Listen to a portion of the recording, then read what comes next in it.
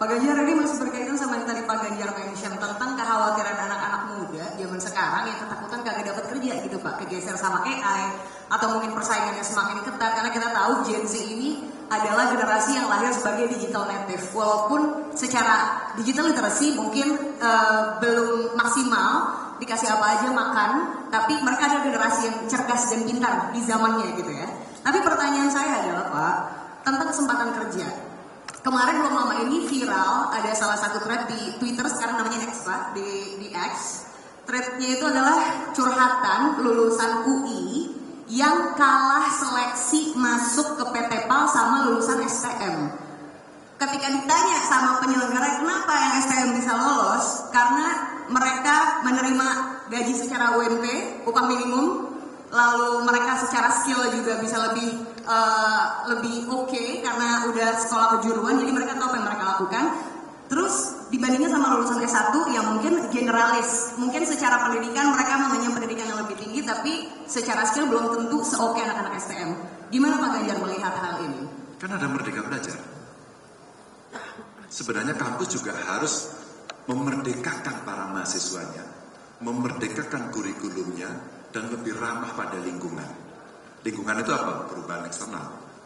Maka kalau dia kaku-kaku aja begitu-begitu, itu akan terjadi. Percayalah, kalah sama anak-anak sekolah vokasi.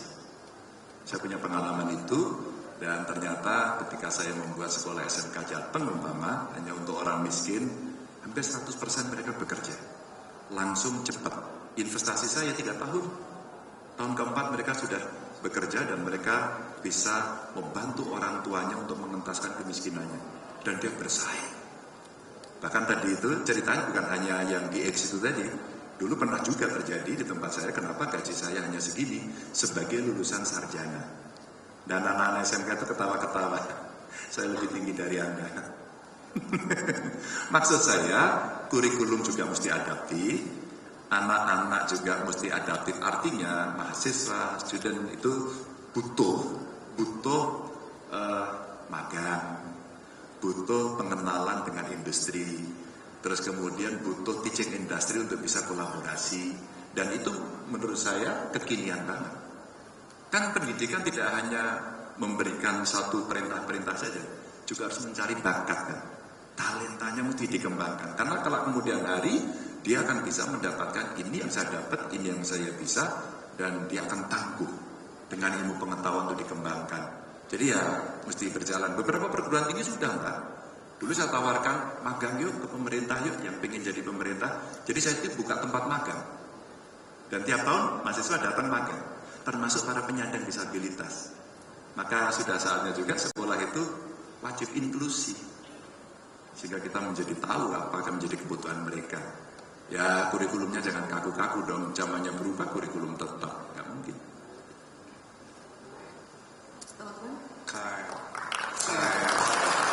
Kurikulum harus berubah, adaptif ya, betul, adaptif. Kita masih ada beberapa pertanyaan lagi, masih banyak, iya. Beberapa kan beberapa. Waktunya kan nggak banyak. Iya, waktunya dipercepat tapi ya. Itu ada yang teriak. Boleh dikasih mic? Oh, dikasih mic. Perlu saya antar? Nggak usah Pak, nggak usah Pak, saya aja. Memang kita ada sesi pertanyaan banget kok. Iya, boleh. Without briefing ya.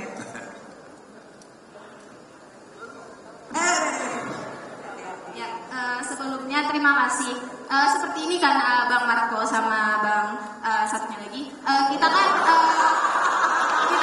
tadi kan sesinya sudah ya, tidak sesi panelis gitu ya. Kan kami yang hadir pun juga membutuhkan menyuarakan suara seperti itu agar supaya adil gitu ya.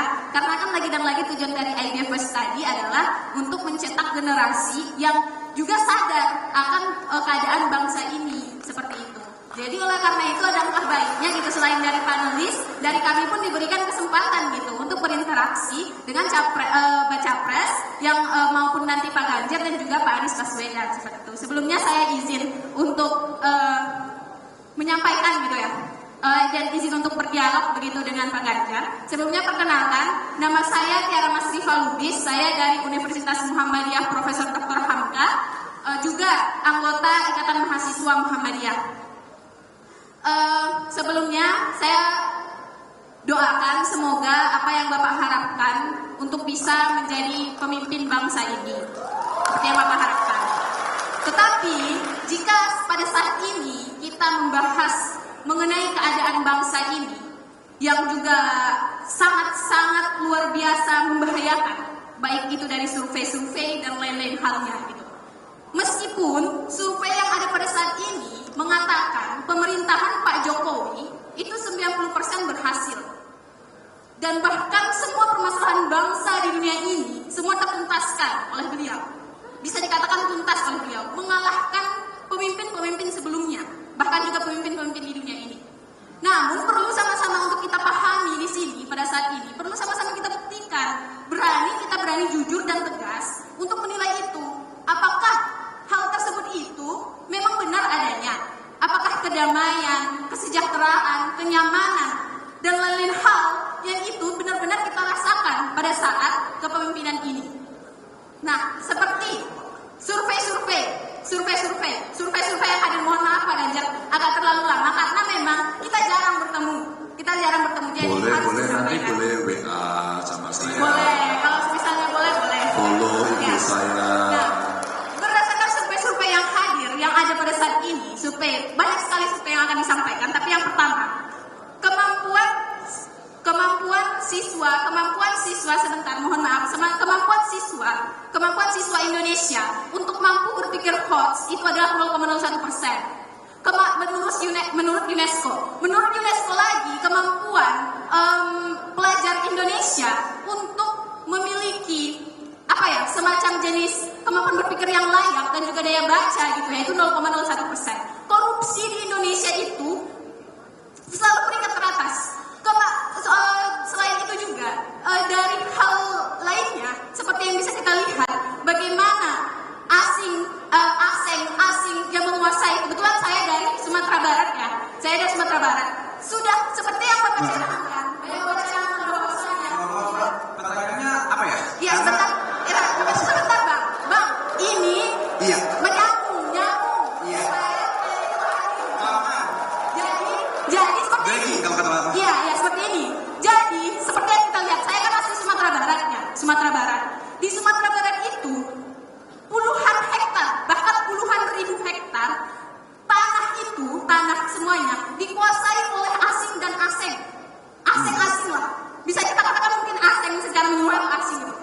Semuanya tanah-tanah yang ada di sana itu dibeli dan dikelola untuk menjadi proyek strategis nasional atau misalnya dibangun oleh. Boleh langsung bertanya. Boleh sebentar ya Pak.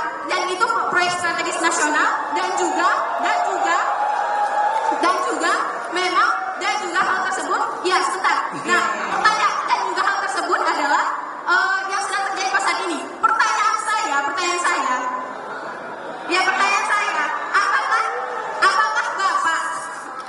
apakah Bapak sudah mengetahui mengenai hal ini?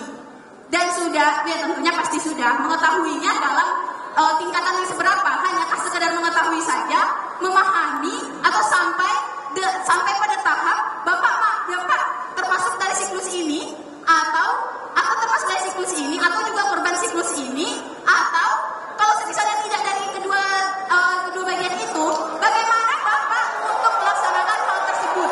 Bagaimana Bapak untuk mengatasinya? Iya. Terima kasih. Oke, saya sudah bisa menangkap. Mohon maaf ya Pak ya sebelumnya. 4 menit. Ini biasa saja. Basa-basi 1 menit nanya. Iya. Sorry Pak. Iya. Gak lagi gue kasih ke penonton ya, awas tuh semua minta mikrofon. Sekalian tanya udah kayak briefing kampanye dia. Gagasan. Ya, pertanyaan. Pak boleh dijawab dalam waktu 10 detik. Ada 2 hal. Yang pertama, terima kasih atas pertanyaannya. Yang ketiga, memang tidak mudah merumuskan satu pertanyaan. Utaranya terlalu jauh. Tapi saya hormati. Apakah Pak Ganjar tahu? Ada yang tahu, ada yang tidak. Sumatera Barat, saya komunikasi dengan gubernurnya. Rasa-rasanya lebih banyak tanah adat di sana yang dimiliki oleh Nini Mamat. Setahu saya. Tidak perlu Anda jawab dulu, karena kita harus saling menghormati. Kita harus saling duduk nggak apa-apa Mbak, biar agak tenang sedikit. Ambil nafas. Oke, kalau ada air boleh diberikan. Ya. Boleh, saya sangat senang. Saya sangat senang mendengar aspirasi yang banyak seperti itu. Tapi apakah Pak Ganjar tahu? Tahu dong. Punya datanya? Ada dong. Apakah selengkap data Anda? Belum tentu. Tapi seandainya Anda ingin berpartisipasi dan memberikan dalam satu, kebijakan nasionalnya apa, terus kemudian kasus yang mesti diselesaikan apa, kita boleh berdiskusi. Apakah kemudian cerita itu harus kita bereskan? Maka tadi kita sampaikan. Kita sampaikan. Setuju kan pemberantasan korupsi? Mbak, setuju kan pemberantasan korupsi? Setuju. Setuju kan pelayanan yang mudah, murah, cepat? Setuju. Setuju kan pemerintah orang aktor yang berintegritas? Setuju. Setuju kan kita membicarakan bangsa tidak membawa isu sara? Setuju? Setuju nggak? Anda tidak mengatakan iya. Setuju nggak? Setuju? Nanti dulu. Jawab dulu. Setuju nggak? Setuju nggak? Oke, begini.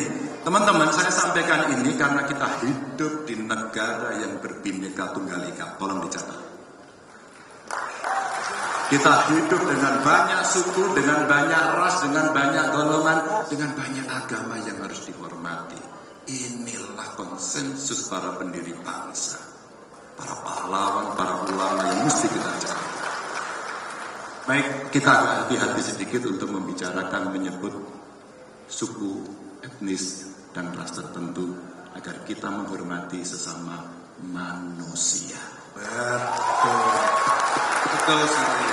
Saling hormat ya, seperti panelisa mungkin nggak banyak lagi, sorry. Iya, adalah masalah tadi.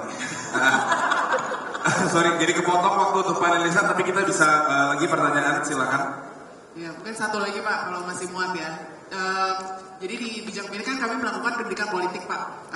Kami ingin bukan mengajari, sama-sama belajar sama orang muda bahwa proses politik itu seperti apa sih gitu, partai-partai itu seperti apa fungsinya, berkoalisi itu seperti apa dan seterusnya.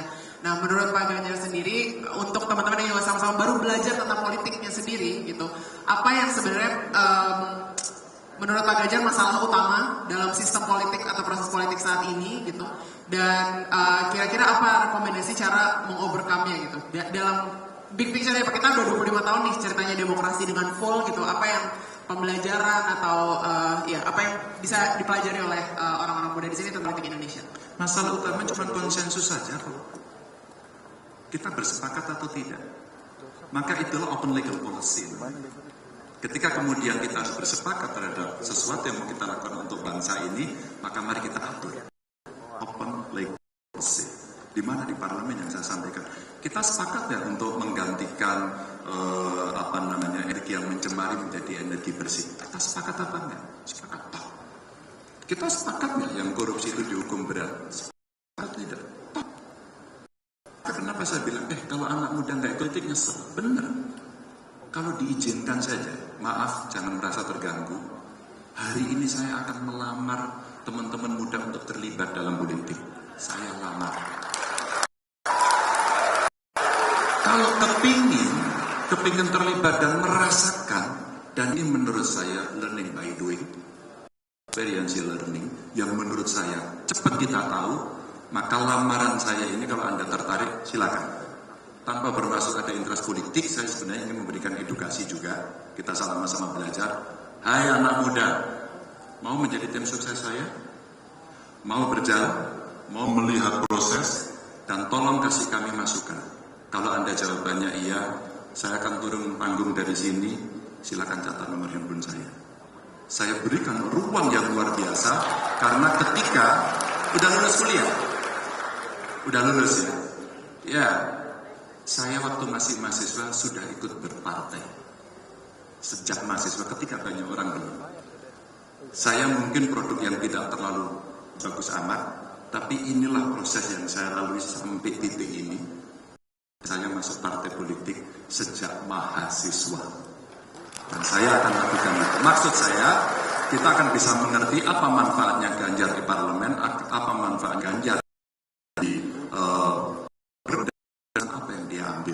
sehingga mana kemaslahatan yang bisa diberikan atas keputusan itu. Jadi apa problem utamanya? Bagaimana kita bersepakat?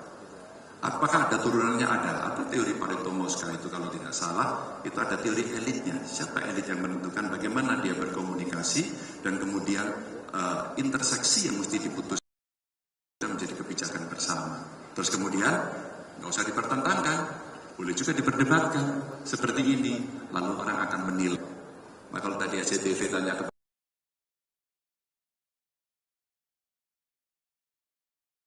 kepada Pak Ganjar dan harus milih, Pak Ganjar satu aja, silakan menilai. Itu kan, jangan pilih saya dong, enggak. Silakan Anda menilai. Fairness ini kita berikan pada para calon pemilih, potential voters ini agar mereka tidak keliru. Kalau saya merefer anak saya, politik itu rasional, tidak boleh baperan. Quote of the day, politik itu rasional. Tidak boleh basah mata. Iya, sayang sekali waktu kita tidak banyak, jadi sepertinya saya akan bertanya untuk terakhir kalinya atau masih ada yang mau nanya? Satu terakhir.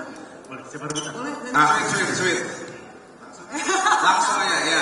Oke. Langsung. Oke. Pak, saya kan main Mobile Legends, kadang suka ada menang dan kalah. Misalkan saya main sama Bapak menang nih, mau ngajak yang lain nggak Pak? Ketika itu bisa memberikan kita lakukan. Oke. Singkat. Silakan. Pak, pertanyaan terakhir. Ini masuknya dari netizen ke redaksi kami, Pak. Jadi pertanyaannya adalah, if someday Pak Ganjar berhasil memenangkan kontestasi politik 2024, Pak. Kalau Bapak bisa mendefinisikan pemimpin yang sukses dan berhasil itu seperti apa, sehingga nanti kita bisa pegang ya teman-teman omongannya Pak Ganjar, bisa memvalidasi Pak Ganjar beneran melakukan hal itu atau tidak kalau misalnya nanti beneran jadi gitu.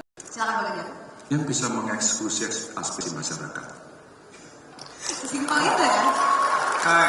Oh ini lagi rapid question lagi. Rapid question. Jawab singkat. Lanjut. Ada? Apa? Lawan anjing.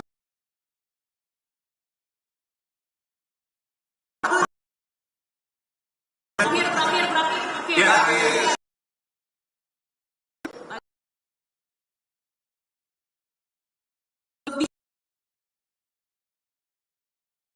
Ganjar rela kasih title presiden ke orang itu apa enggak? Tidak bisa. Bukan cerita kerelaan, karena demokrasi yang kita pilih.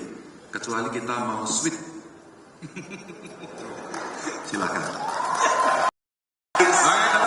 Pak Ganjar Pranowo. Amin. Pak, kita tunggu ya Pak baca wapresnya Pak.